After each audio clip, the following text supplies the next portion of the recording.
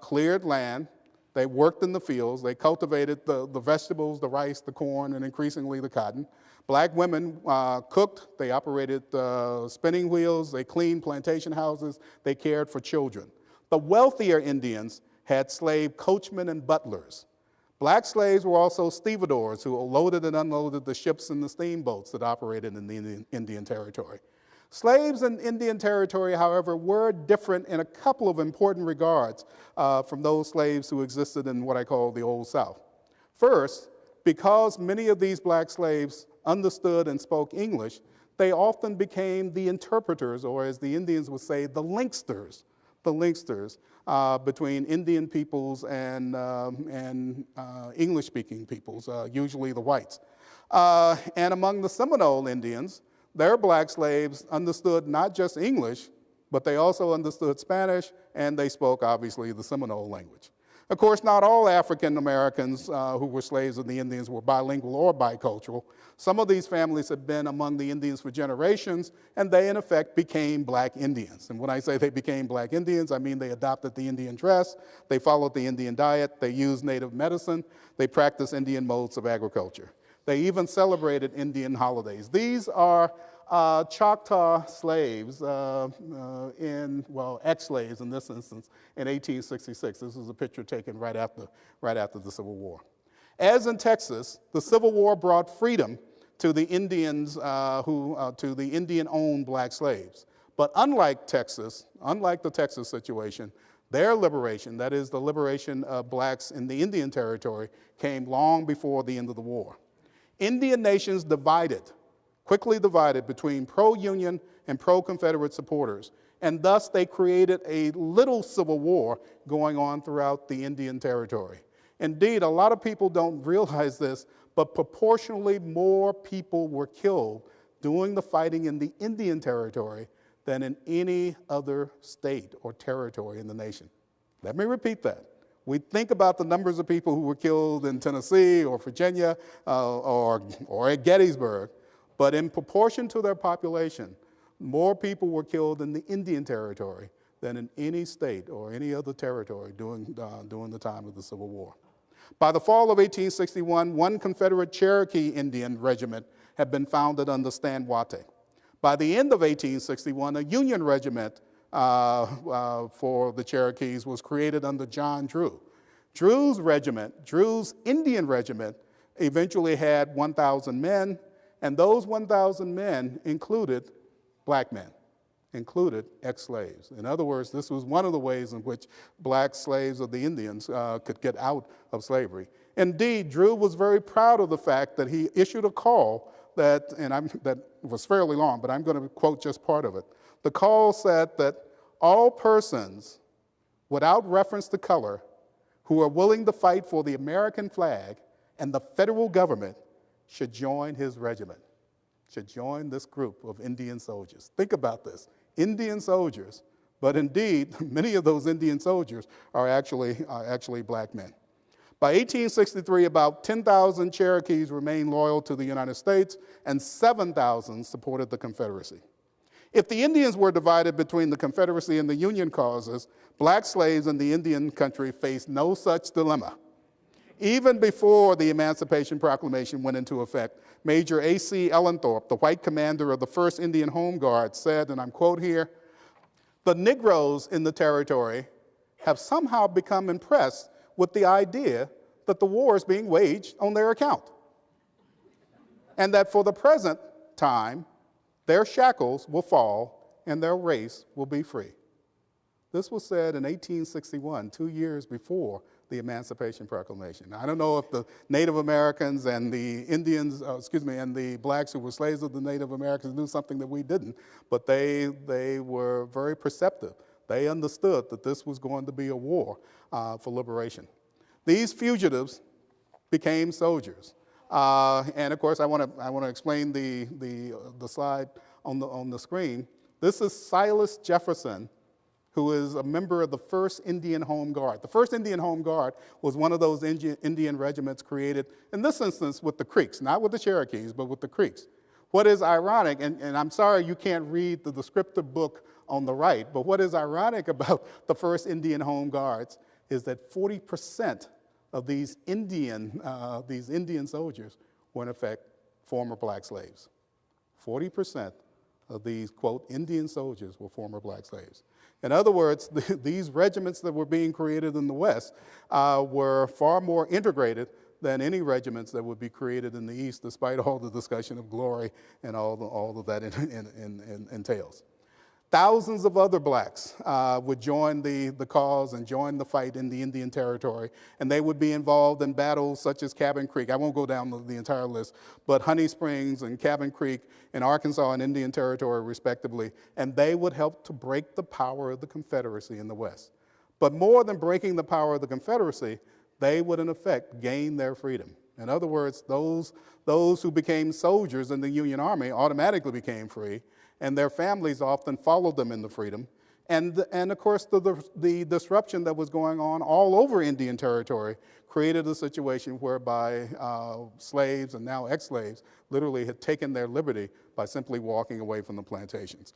Thus, when the fighting ended in 1865 in the Indian Territory, and by the way, it ended, the last Confederate general to surrender during the Civil War was General Stan Watte in August of 1865. When the fighting ended in Indian Territory, there wasn't a single slave left. Indeed, slavery had died, or slavery had been destroyed long before.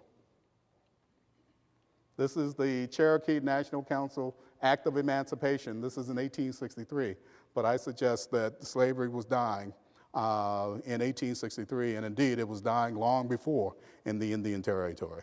If it were only that simple in the rest of the Old South. I want to shift our attention, shift our focus to the other areas of the West that did not have, well, actually, that theoretically should not have had slaves, but in point of fact, actually had slavery. And I want to talk about the way in which slavery was contested. That is, those people who were going to be involved in the process of challenging slavery in those areas. Obviously, there were very few people who could successfully contest slavery in Texas, and there were some Indian abolitionists, and certainly they came to the fore in the Civil War.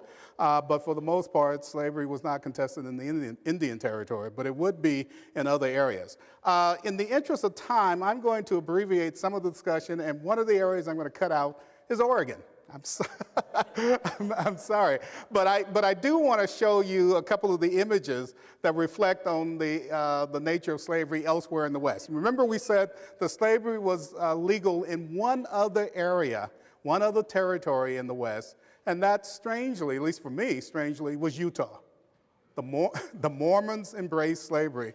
And indeed, I wish we had more time to talk about this. This image depicts the Mormon migration. And of course, among those who came with the original Brigham Young Party, the party that reached the Salt Lake Valley in 1847, among that party were 3 black slaves, including a man who allegedly was Brigham Young's personal bodyguard, and that man is on the right here. His name, strangely enough, Green Flake. I had the distinct pleasure of interviewing his granddaughter in Pocatello, Idaho, in 1973.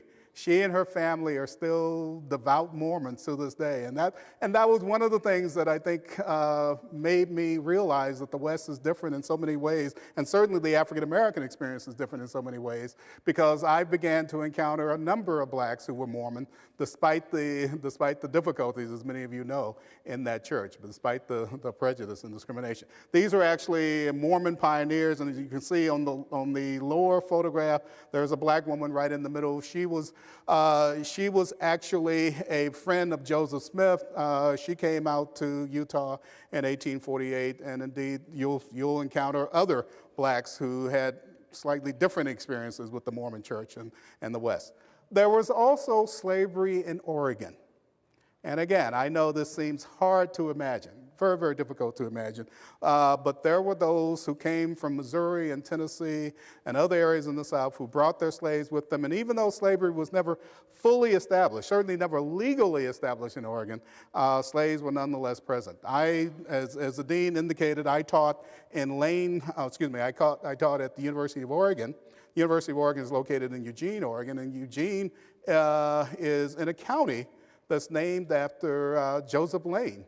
And Joseph Lane, interestingly, was the vice presidential candidate on what was called the Southern Party ticket in 1860. But he was also a slaveholder and very proud of it. And he kept slaves, a few slaves, in the Eugene area almost up until the time, well, actually even after slavery had officially ended. He kept a black man as a body servant, I guess informally, up until the time of his death. There were numerous other examples of slaves in Oregon. Indeed, you know that there are slave narratives. Those narratives have been collected.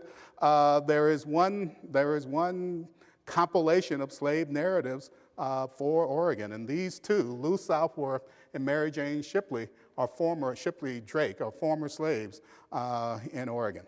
But that's not the area in which the slavery was going to be contested. Indeed, there were relatively few slaves in both Utah and Oregon. There would be a much larger number of black slaves held illegally in California.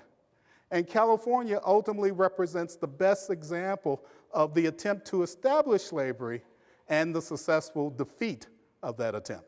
That is, there would be those who would rise to the fore to try to make sure that slavery would not plant itself in California. Throughout the 1850s, Southern slaveholders brought their bond servants into California to work in the gold fields and in the cities. But California slaveholders did not anticipate the role that a dedicated minority of black and white abolitionists would play in undermining the peculiar institution in this region, that is, in California. Throughout the 1850s, California slaves and anti-slavery activists literally worked side by side in the mining fields or on the city streets. This close proximity of slave and abolitionists exposed the bond servants to direct contact with their champions, a position that was impossible in the eastern United States. In other words, think about the abolitionist movement and think about the pro-slavery movement. Those who were pro-slavery, for the most part, were in the South. Those who were pro-slavery were in the overwhelming majority, and there was very little dissent against the pro-slavery position in most states in the South. By the same token, at least by, let's say, the 1850s, the late 1850s, abolitionist sentiment, or at least anti-slavery sentiment, and I do make a distinction between the two, anti-slavery sentiment was overwhelming in the North. Imagine both Northerners and Southerners, though, coming to California in the gold rush and occupying the same ground. And that's where slavery becomes contested. That's where the question of whether or not slavery is going to exist becomes an immediate question, not a theoretical question that's being debated by Boston intellectuals as opposed to Charleston intellectuals, but a real and practical question debated by people who saw each other on the streets of California, the streets of the cities of California. California's 4,000 African Americans became caught up in the struggle. As I've already indicated, about 1/4 of them were actually bond servants or slaves, even though theoretically slavery didn't exist. However, those blacks who were not slaves, those blacks who for the most part were from the northern states, were going to do everything they could to try to break free their brethren, to try to make sure that slavery would not take deep roots in the South, in California. Understand these blacks who came to California at the time. California was the only state in the antebellum United States where freeborn men and women from northern states, such as Massachusetts, New York, Illinois, and Ohio, literally rubbed shoulders with slaves from Georgia, Alabama, and Tennessee, and Texas. But California's black leadership disproportionately was pulled from the north, and increasingly it was pulled from abolitionist circles. In other words, a number of black abolitionists who had been active in Boston and in New York and in Philadelphia found their way to California, and they continued. I meant to say they continued their struggle. What I should have said was that they intensified their struggle once they got in the midst of those who were slaves. But I would also add one other point to this, and that's the fact that black Californians had wealth, relatively speaking. Relatively speaking, black Californians had wealth. And it's that wealth that was going to be used to finance a remarkable series of campaigns that would eventually result in the freedom of a number of blacks who were held in bondage. Let me give you an example of that wealth, an example of how that wealth came to be, although you can probably figure it out on your own.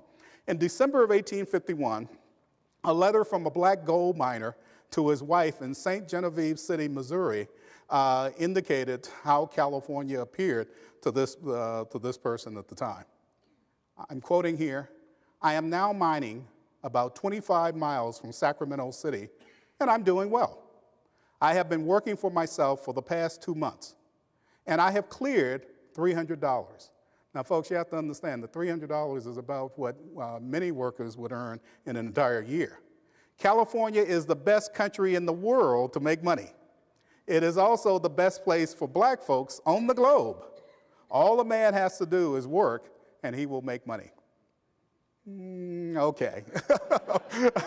Okay, but you can understand this sentiment, and you can understand for this man, California was going to be the promised land. And I would suggest to you that he and others like him who were successful in the gold fields, because most people were not, whether they were black, white, Asian, or not, but he and others who were successful in the gold fields would use this as a basis for wealth to challenge for the freedom of other black folks.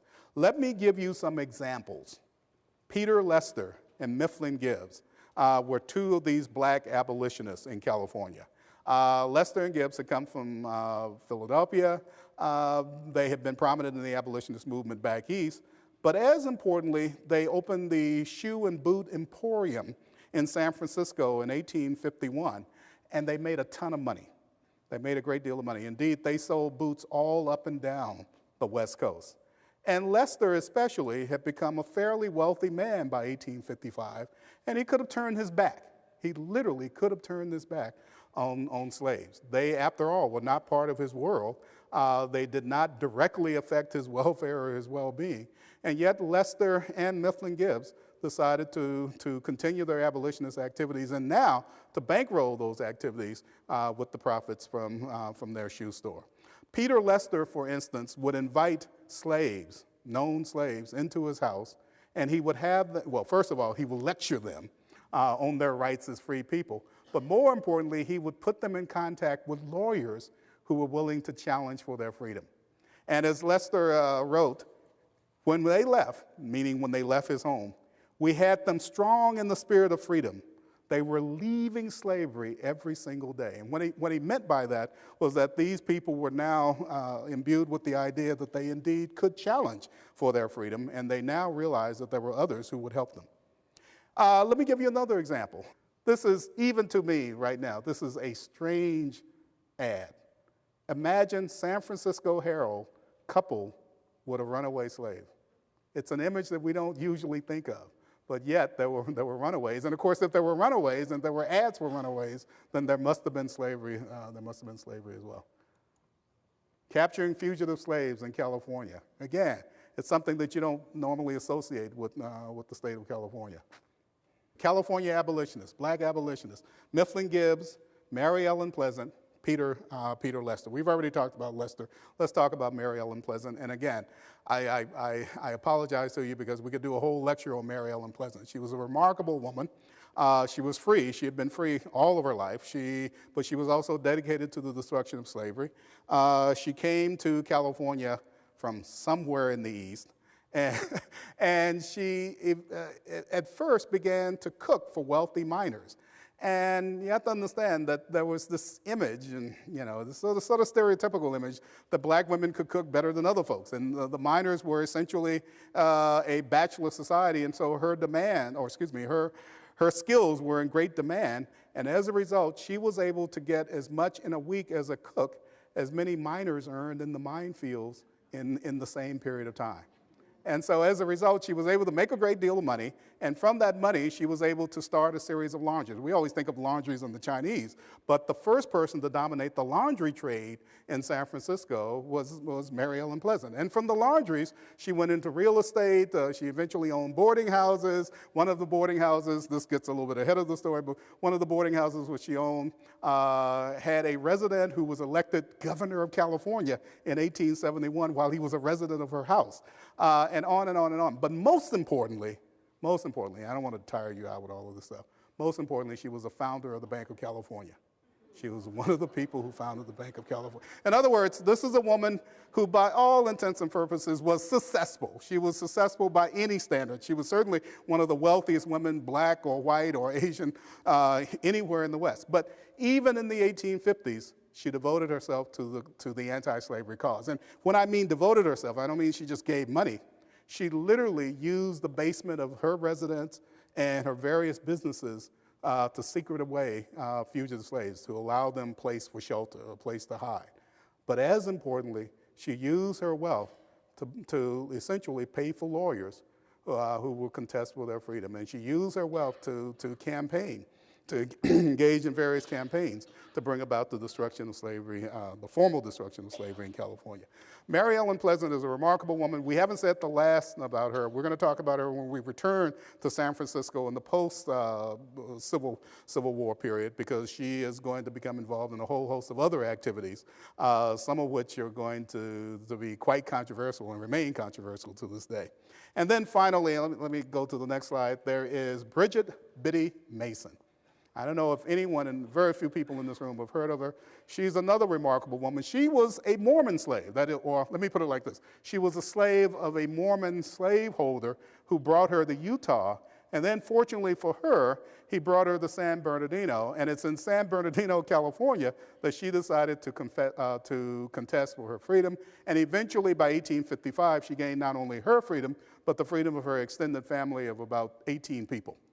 And this was one of the grand examples of the struggle for freedom in California. Biddy Mason also went on to become, I don't know if it was purposely, but certainly by accident, one of the wealthiest women in Los Angeles, because she bought land early when Los Angeles had 3,000 people, and she waited for the town to grow. That's all she had to do, just wait for the town to grow. And she made a great deal of money. And indeed, I find this so ironic. If you go to Los Angeles, go to downtown Los Angeles, those of you who know Los Angeles will know exactly where I mean. You go to downtown Los Angeles, and across the street from the Ronald Reagan Federal Building is a series of monuments dedicated to Bridget Biddy Mason, because she, in effect, owned that entire, what is now a commercial block, but that was the original Mason homestead. It was on the edge of Los Angeles in the 1860s. It is now quite literally in downtown Los Angeles today. I use these examples, and there are others, but I use these examples to suggest to you that these were people who were engaged in the anti-slavery struggle. They used their wits, they used their wealth to challenge slavery every single day, and in the process of doing so, they made slavery much more difficult to be maintained in California. Now, they shouldn't have had to do it, because California theoretically is a free state. But unfortunately, that didn't mean anything when there were slaveholders who were dedicated to trying to maintain slavery there. I'm going to end this discussion of California with a quote from a German immigrant. This German remarked in 1857, and I'm quoting here, "The wealthy California Negroes exhibit a great deal of energy and intelligence, in saving their brethren." I believe he's exactly right, because it's through their struggles that slavery would not take root in California in that period. Let me switch our discussion 2,000 miles to the east, to the other edge of the West, the region that we call the West, and that's Kansas. It's actually the Kansas-Missouri border, and we're going to talk partly about Bleeding Kansas, and all of you know that term, but we're going to talk about much more than the kind of general history that you know about Bleeding Kansas. In 1860, Kansas had 627, Kansas Territory had 627 African Americans. By 1865, it had 12,000. They comprised 9% of the population.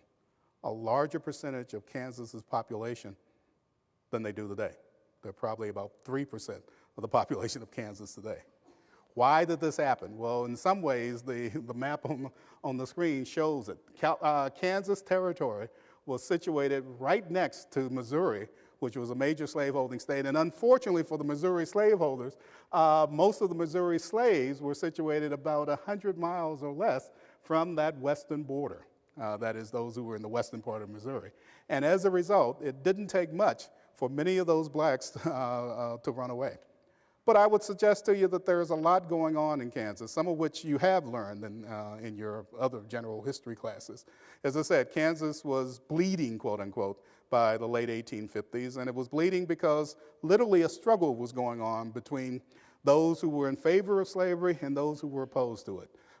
Kansas had two governments in 1856, one at Lecompton, which was pro-slavery, one at Topeka, which was anti-slavery. And in the midst of all of this, came abolitionists who not only were anti-slavery in the general sense, like most of the white Kansans, but abolitionists who wanted to destroy slavery immediately and incorporate blacks as full-fledged citizens. Now, I want to be very careful here. White abolitionists in Kansas were nowhere near the majority of the white Kansans, but they were a people who were going to be heard, and they were a people who would have a decided impact upon those blacks who would eventually call Kansas their home. The abolitionists in the 1850s, the late 1850s, organized the Underground Railroad that ran into Kansas and ran essentially to the most, quote, liberty-loving city in Kansas at that time, Lawrence, Kansas. Lawrence, Kansas, as all of you know, is the home of the University of Kansas. In 1856, 1857, 1858, it was the slaveholders' hell because it was a town that was organized by abolitionists from New England, and those abolitionists would do everything they could to destroy the institution of slavery. And there were others who lived in Kansas, including John Brown for a while. John Brown's not from Kansas, but John Brown lived in and operated in Kansas in the late 1850s. John Brown and James Montgomery and James Lane and others would literally go into Missouri and rescue black people, black men and women, and bring them to freedom in Kansas. Now, to the slaveholders, they were stealing. Okay, let's be very clear on this. To the slaveholders, they were stealing property. But to those black men and women who were rescued, they were a godsend. To those black women and men who were rescued by individuals like John Brown, they were a godsend. Indeed, one of the points that I think should be made very, very clearly here is that Kansas is the only place that I know of in the entire nation where white men literally risked their lives to go into a slave territory to free black women and children and men. Now, we know of Harriet Tubman in the East, but I don't know of any instance where white males actually engaged in this kind of activity except in Kansas. But I would also suggest to you that far more slaves were going to act on their own. That is, some slaves would be rescued by John Brown and others, but far more slaves would rescue themselves. That is, they would make their way to Lawrence, Kansas. They would make their way to the Kansas-Missouri border, which literally symbolized freedom. The western border of Missouri symbolized freedom. They would make that dash to the Missouri border, and they would go into Kansas territory, and from there they would be free people. I love this. This is a slide that's from a mural that's in the Kansas State Capitol. So they have embraced John Brown, okay? Or at least many of them have embraced John Brown. Yeah, he's larger than life there. But let me talk not about John Brown, because you all know that story. Let me talk about Henry Clay Bruce. Henry Clay Bruce was an African-American slave from Missouri. He eventually decides to strike out for his freedom. And essentially what he does is steal himself. By the way, Henry Clay Bruce is the brother, for those of you who know African-American history, he's the brother of Blanche K. Bruce, who becomes the second black senator in U.S. history after Hiram Revels, who of course has a Seattle connection that we'll talk about a little bit later on in these lectures. But Henry Clay Bruce essentially steals himself and his fiancée from Missouri to Kansas in 1863. And this is part of the statement. I won't read the whole thing to you, but you get a sense of what's going on here.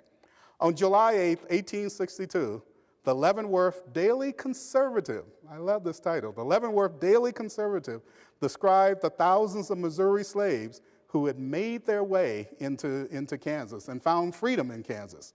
The paper said, and I'm quoting here, these poor souls found their way into the Union lines, protected and brought by the Union soldiers into the freedom-loving state of Kansas. Others still crossed the Missouri River in search of liberty on a bridge of ice, which God, in his infinite wisdom, has built for their special accommodation. I don't know, but understand what's going on. Obviously, the conservative is saying that there's a phenomenon that's happening, that there are thousands and thousands of black folks who are finding liberty in Kansas. And indeed, they were welcomed, or many of them were welcomed, by Kansas abolitionists, white and black. Indeed, there was the Kansas Emancipation League, one of the most active, one of the most radical of the abolitionist organizations in the country at the time. Let me read to you the words of one of the members of that league, Richard Cordley. Now, there's no reason you would know Richard Cordley.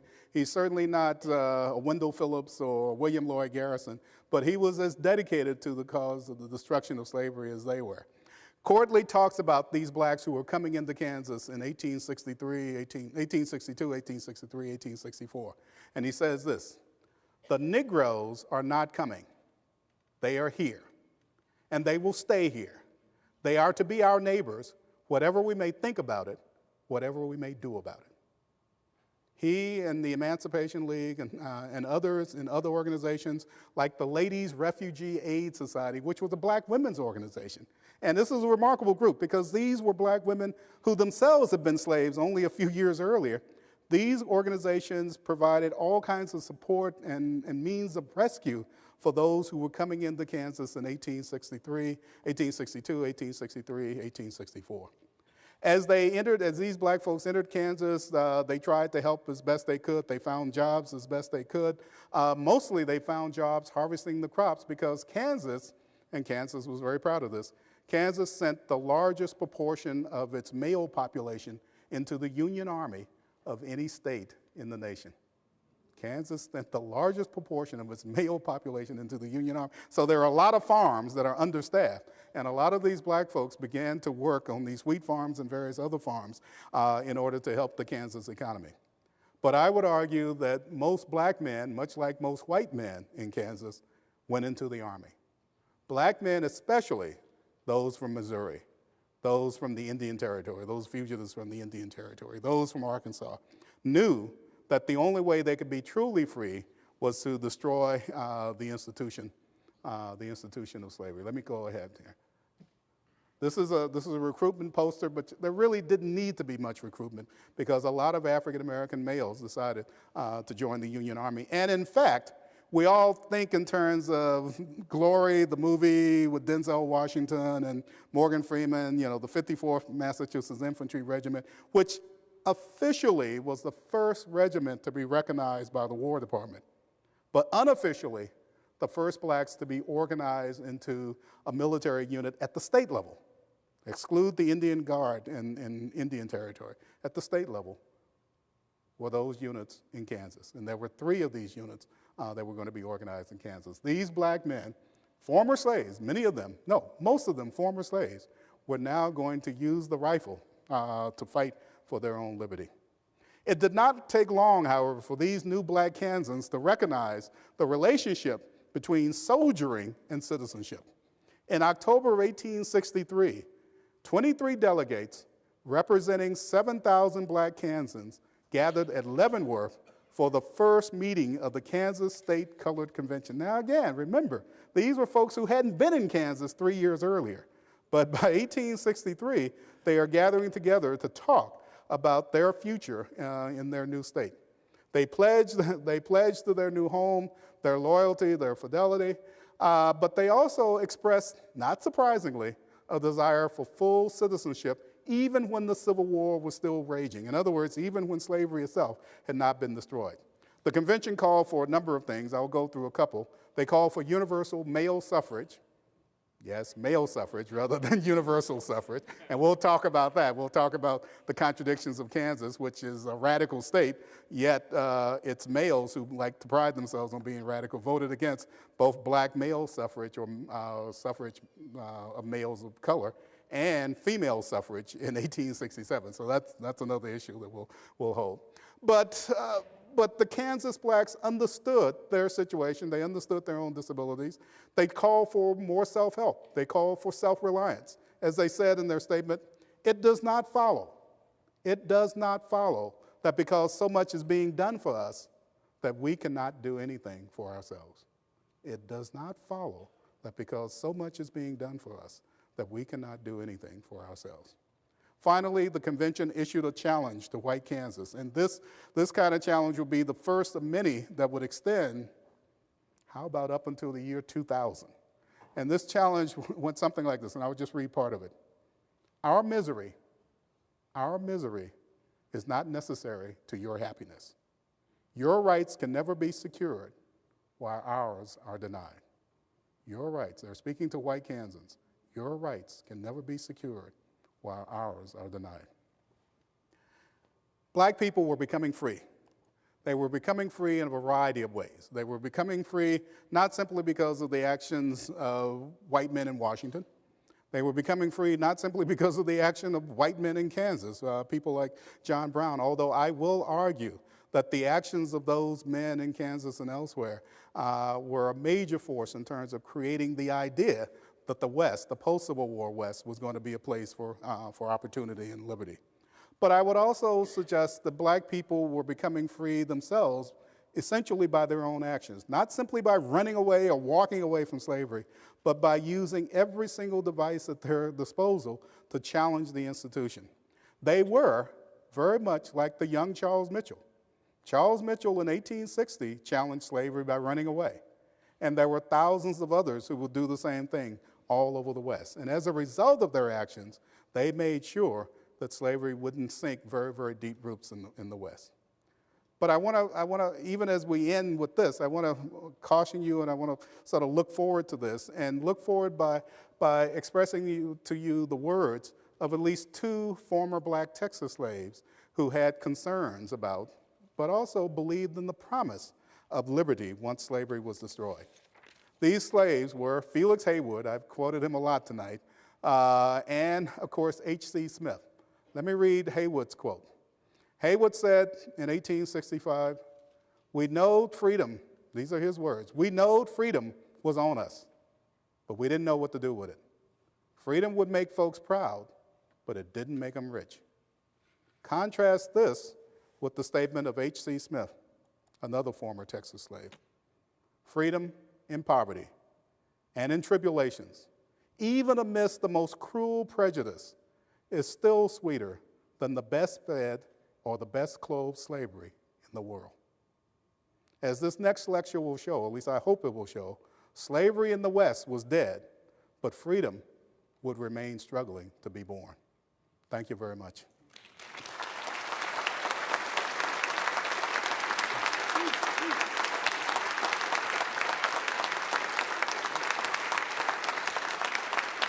I want to go to the next slide. I want to leave this up, folks. As I said before, this is my dedication to Constance Thomas, a woman who helped me enormously in terms of pursuing my path, my chosen occupation of African American history in the West.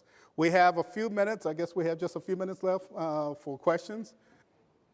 I had a question about citizenship in terms of when people were in the territories, because until I believe it's the 14th Amendment, no African Americans were not citizens of the United States. Were there any provisions in terms of those territories that African Americans actually were citizens within those territories? Well, I don't think, well, let me put it like this. Citizenship is always contested. And certainly there were those who argued in different states or different places that African Americans weren't citizens, but there were others who argued differently. And the case was supposedly, the case of black citizenship was supposedly settled by Dred Scott. But as you all know, Dred Scott didn't settle anything. Dred Scott, helped to bring about the Civil War, and it's the Civil War that would settle the citizenship question. But that there were African Americans who moved to California, at least, and who came from places where they had been citizens before, who believed that they were citizens in California, although they didn't vote. But they did protest to gain the right to vote, and eventually they would triumph. There were black folks, and most of the black folks who came to Texas were not citizens. Most of them who came were slaves. And they obviously did not contest for their citizenship. So the question of citizenship is to some extent determined by the source of the migration. But ultimately, and again, I'm getting a little bit ahead of myself in terms of the lecture, ultimately black folks would gain citizenship and voting rights in some instances far more rapidly in the West than elsewhere. Voting rights would come for all African Americans in 1870 with the passage of the 15th Amendment. But there is the Territorial Suffrage Act, and I know I'm giving away the story now, but the Territorial Suffrage Act came in 1867, and that established voting rights for blacks in places like Colorado Territory and Wyoming Territory and even Washington Territory as early as 1867, although as you're going to see, black folks voted in Washington Territory even before 1867. So to say the least, this is complicated and complex. But certainly, as a general trend, voting rights are an indication of citizenship. Voting rights were going to be established earlier in the West, even than in the Reconstruction South.